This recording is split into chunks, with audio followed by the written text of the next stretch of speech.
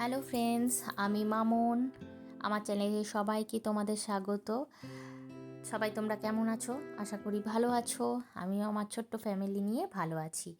তো সকালে উঠে পড়েছি, 6:30টার সময় আমি উঠেছি। তো কিছুটা ফ্রেশ হয়ে নিয়ে আমি 6:45 বাজছে এখন, এবার কাজে লেগে পড়েছি।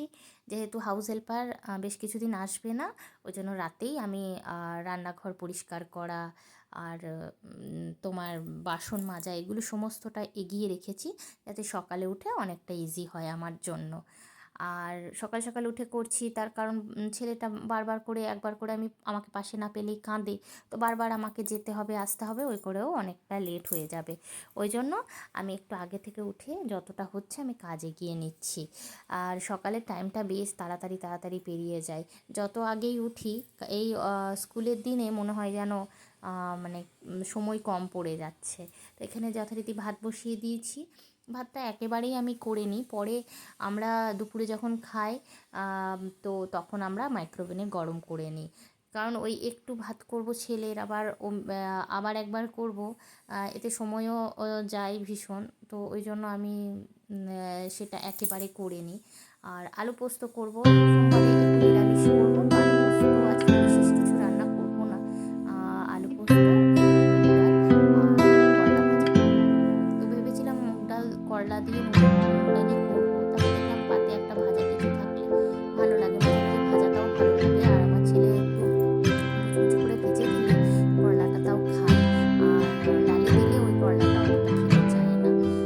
তো এই যে পোস্তের আলু এখানে কাটা হয়ে গেছে। তো যারা নতুন মা তারা আমাকে অনেকটা রিলেট করতে পারবে। বাচ্চা হওয়ার পর কিছুটা হলেও অনেকটা নিজের সময় কমে যায়, অনেকটা তার মধ্যে আমার দুটো বাচ্চা, নিজের আমাকে সামলাতে সামলাতে অনেক সময় বের করতে পারি না। ঠিকমতো খাওয়া ধ্যান করতে পারি না, তাও একটা অনেকটা পরিবর্তন হয়েই আমি দেখেছি বলতে পারি তোমরা। তো ধীরে ধীরে আস্তে আস্তে নিজেকে মোটিভেট করে ওদের সাথে আস্তে আস্তে অ্যাডজাস্ট করছি। সময় করে ম্যানেজ করার চেষ্টা করছি, নিজের জন্য তাড়াতাড়ি বসে একটু একটু করে ব্যবহার করার চেষ্টা করছি। কারণ এর মধ্যে থেকেই নিজেকে সময় বার করে নিতে হবে, এটা আমি বুঝতে পেরেছি। প্রথম প্রথম একদমই আমি অনেকটা হচপচ হয়ে যেত, অনেকটা বেশি ঘেঁটে যেত, আমি কিছুই বুঝতে পারতাম না কি করব কি না। তো এখন অনেকটা অ্যাডজাস্ট হয়ে গেছে। তো রান্নাঘরের কাজে ব্যস্ততার মাঝে এক গ্লাস জল, প্লেন জল, এটা আমি খাই ঘুম থেকে উঠে। কন্টেনারে ঢেলে রেখে দিয়ে যাই। আমাদের পরিবারে যে বেশি অনেকেই খায়, তো আমার জন্য কন্টেনারে ঢেলে রেখে স্টোর করে যাই। তো ওই জন্য আমি ওই জলটাই খাই। আর এদিকে ছেলের স্কুল ছুটি হয়ে গিয়েছে, তাড়াতাড়ি নুন দিয়ে পোস্তটা করছি আজকে। এখানে এবার পোস্তটা হয়ে গেছে। আলু পোস্ত যেহেতু আলু পোস্তটা একটু ঝোল ঝোল হবে, সেজন্য একটু ফ্রাই টাইপ করে নিতে হবে। আর ভাজা ভাজা হলে আরও বেশি পছন্দ করে খেতে ছেলে, তারপর থেকে নারকেল দিয়ে একটু তেল দিয়ে বেশি তেল দিলেও চলে, একটু ফ্রাই করে নেবো। পোস্তটাই ভীষণ পছন্দ নারকেল নাড়ুটার সাথে। তো এখানে যাই হোক, পোস্তটা আমি করে নিই তাড়াতাড়ি, চলো। তো এই পর্যায়ে এসে পোস্তটা এবার বন্ধ করে দেবো, অল্প করে কাঁচা তেল ছড়িয়ে দেবো, এটা বেশ টেস্টি হয় খেতে। তো এবার এটা রেখে দিই কন্টেনারে।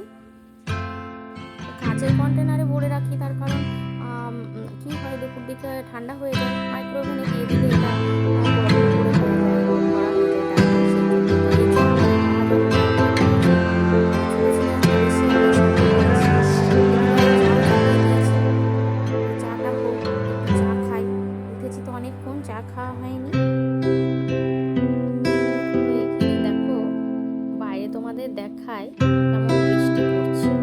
দাঁড়াও, বাইরে ভীষণ ঝমঝম করে বৃষ্টি নেমেছে, আমি সেটা দেখাই। বুঝতে পারছি না এবার ছেলেকে স্কুল পাঠাতে পারবো কিনা, কারণ ভীষণই বৃষ্টি।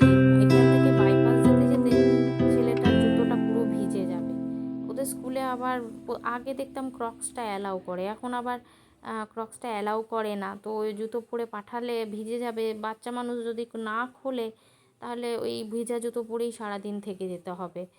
তো এই দেখো এখানে বৃষ্টি বেশ ভালোই নেমেছে, ক্যামেরাতে অতটা বোঝাতে পারছি না। আশা করি এই বৃষ্টিটা সব জায়গায় হয়েছে, তোমরা সবাই জানো।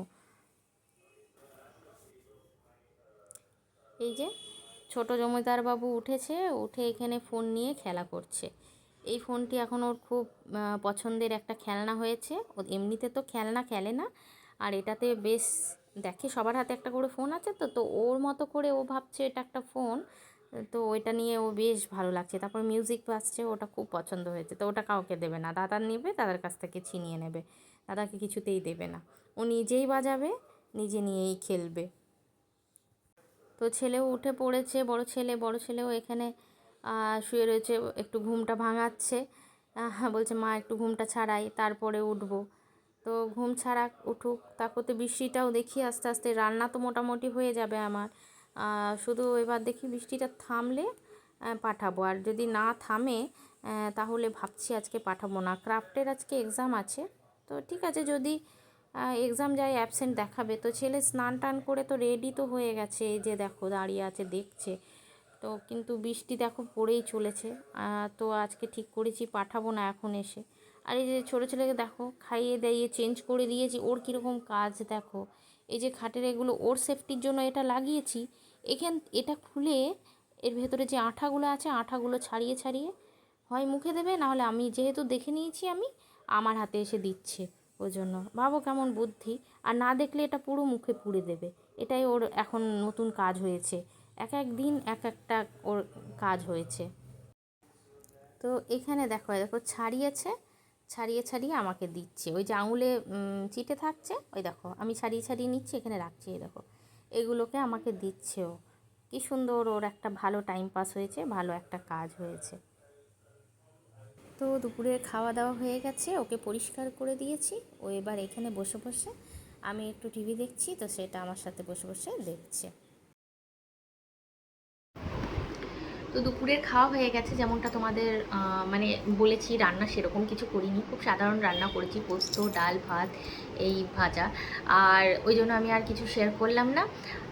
স্নান করে পুজো দিয়ে তাড়াতাড়ি খেলাম, খেয়ে অনেকক্ষণ একটু ছেলেটার সাথে খেলছিলাম। খেলে যেহেতু বড় ছেলে বাড়িতে আছে, মানে আমার কাছে সময় নেই, ওই দুজনে মিলে ওর একটুখানি কাঁদবে, ও গিয়ে একটু খোঁচাবে, এই করে করে সময়টা পার হয়ে যায়। তো যথারীতি সময় অনেকটা পেরিয়ে গেছে, ছোট ছেলেকে ঘুম পাড়ালাম, এবার একটু নিজে একটু রেস্ট নেব, নিজের মতো করে সময় পার করব। আর ব্লগটা আমি বেশি বাড়াচ্ছি না। আশা করি আমার এই ছোট্ট ছোট্ট ব্লগগুলো তোমাদের পছন্দ হবে, আমাদের ছোট্ট ফ্যামিলিকে তোমাদের পছন্দ হবে। পছন্দ হলে প্লিজ সাথে থেকো, আর ভিডিওটা ভালো লাগলে অবশ্যই লাইক করো। টাটা সবাইকে। তো দেখা হচ্ছে পরের ব্লগে। সবাই ভালো থেকো, সুস্থ থেকো।